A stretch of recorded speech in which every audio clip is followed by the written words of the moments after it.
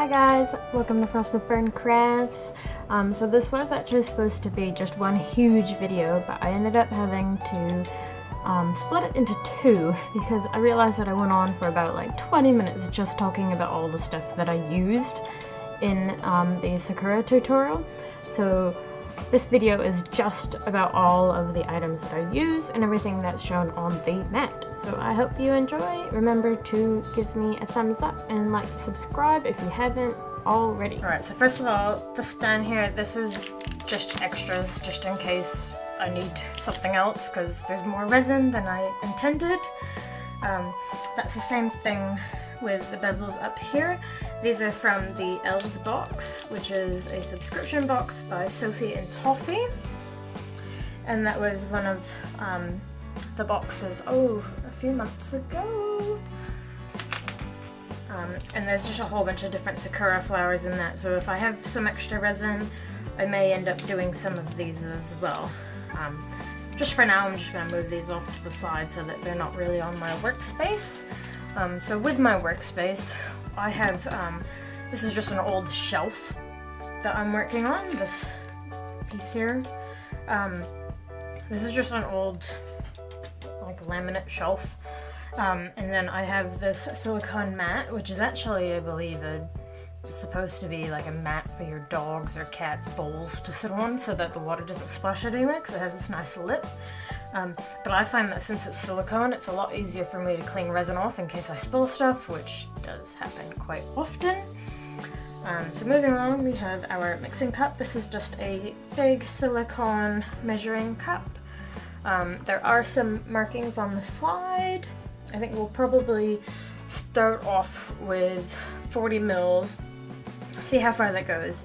We may end up having to make a few batches tonight as well. Then I have a big stack here, but these are just little smaller silicone cups, and this will just be for mixing the actual color in so that we can keep it separated, because I like to try to do like at least 2 different colors, but I'm going to try to do 3 different pinks and then the clear as well.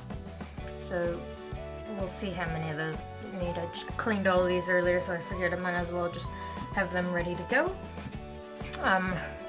The next thing that I have here is my little torch. So this is, I got this from Bunnings, and Bunnings is like a trade house, kind of like Lowe's, Home Depot, those type of stores. It has this little stand, but essentially you take the cap off and it's just a torch. So you flick it to on, you hit the button, and it lights up and there's a flame. It's kind of hard to show on camera. You can't really get it to show. But with this, once we've put our resin into our bezels, we just quickly run it over and it'll pop any bubbles that we may have. I like to keep the stand open so that I know that I'm not accidentally resting it, even if it is hot or cold. I just like it standing so I know what's going on. The other things that we'll need is just an X-Acto blade, just a sharp blade, that way we can cut into some of our pigments that we may end up using. Go over that a little bit later. And then we have just some tools. So these are just regular little tweezers with a little angle on them. And then these are kind of like reverse tweezers, so you smush in and like open. Sometimes I find these are better and sometimes this one, so I just kind of have both of them lying around quite close to me. Next, of course, we have our bezels, and so I believe there's 10 of these I plan to do, so this will make quite a few. Yep. So we have 10 of the big flowers, and then we have, should be 10 again, of these smaller ones. Yes, I was correct. And so these are open bezels, and these I have all purchased from the same place where I got these. I'm trying to think of the name of the store. I always forget it. It's like called Guess What store, and it's an AliExpress store, and I use it all the time. You'll see this logo on quite a few of the things that I use because it's cheap, it's good, and it's what works for me. So I actually ordered, I think it was 30 of these, and so I'm only going to do 10 tonight. And because they do take quite a bit of time to do. So we have our bezels, we have our extra ones just in case, we have our other extra ones from the Sophie and Toffee over here. Then we have some pigments. So this pigment, it's a very, very bright pink. Gotta shake these up because it's a liquid one. And so this one is actually from Sophie and Toffee, who's the same company that does the L's box. And this one's just a bright kind of fluorescent-y pink. Next we have this other liquid dye, which is called Peach Blossom. I just got this off of an AliExpress store, so I'm not quite sure exactly which one it is, but it's another very, very bright pink. And then next, I use this, this is actually just an eyeshadow palette, but I use this one quite frequently. And so I think, oh, it doesn't even have the, oh, there we go. So this one is just a Bronx Colors eyeshadow, SCS 16, I assume that's the color code, and that's just another very bright pink. So this is why we need a sharp tool to kind of scrape it out if we just decide to use this one instead of the liquid ones. So you're going to see this bottle and then you're going to see this one. They're the exact same thing, it's just this one I got resent to me because, as you can see, this one kind of had a leak when the AliExpress seller sent it to me, and so it leaked and kind of got everywhere, and so because of that I kind of wrote, like, not a bad review, but I was like, hey, kind of like, this is what happened, one of them leaked all over everything, can you do something about this, please fix your packaging. And so they ended up sending me 3 brand new bottles of the ones that I did mess up, or that got all messy like this. So this is an open bottle and this one's not, but this one's the one that you can actually read well on camera because this one's just messy.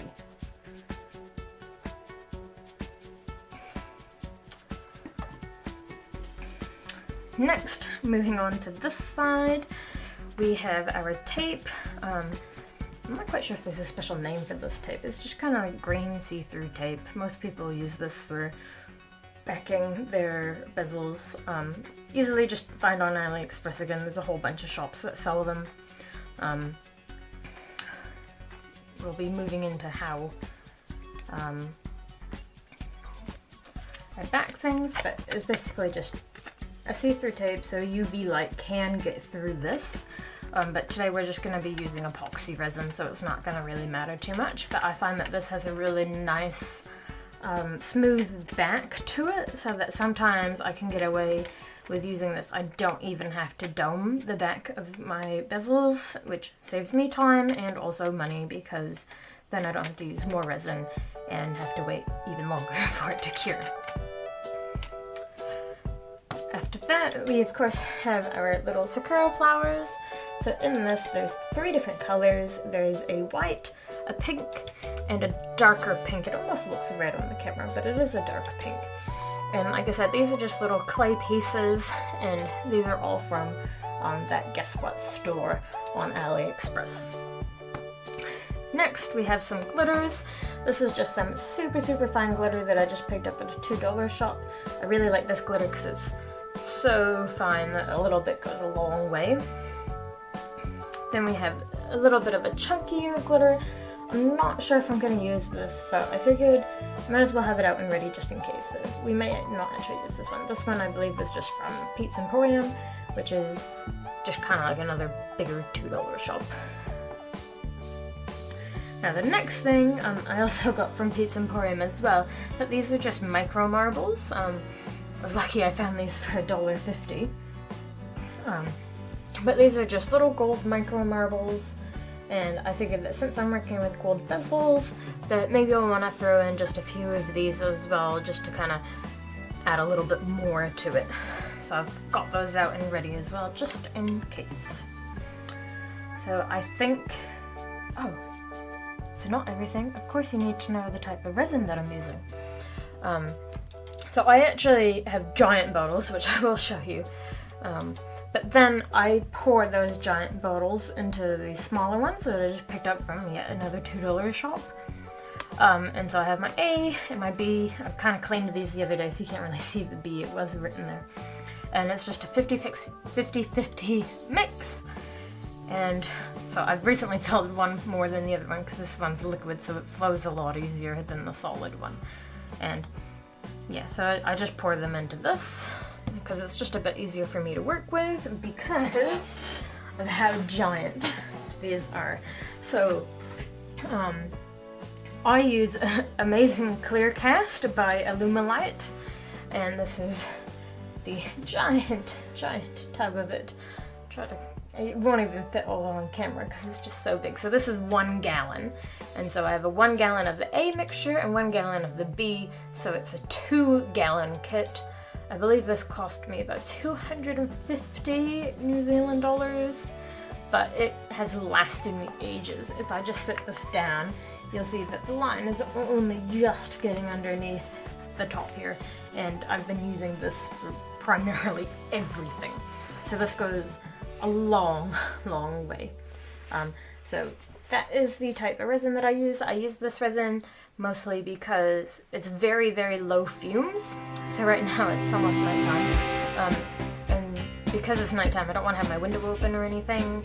And sometimes it's really, really cold when I'm doing my resin crafts. So I find that it's just a bit easier having the no fumes. And then I can do it inside, I don't have to be outside. And I can work right over it and it doesn't really bother me. One thing to note that I don't actually have, I have them somewhere, but you should probably be wearing gloves when working with UV resin or just epoxy resin. I typically don't. That's because my hands are quite rough as it is, and they kind of take quite a beating. But what I also always have on hand is just some nail polish remover, and that's what this little star is over here for, is I normally pour some into that, and then I just have some cotton tips or cotton buds that I use to clean up any spills. And so this really, really helps just kind of get rid of everything that may get stuck or on your mat or on your fingers. Just quickly use some nail polish remover or acetone, and it just goes right away.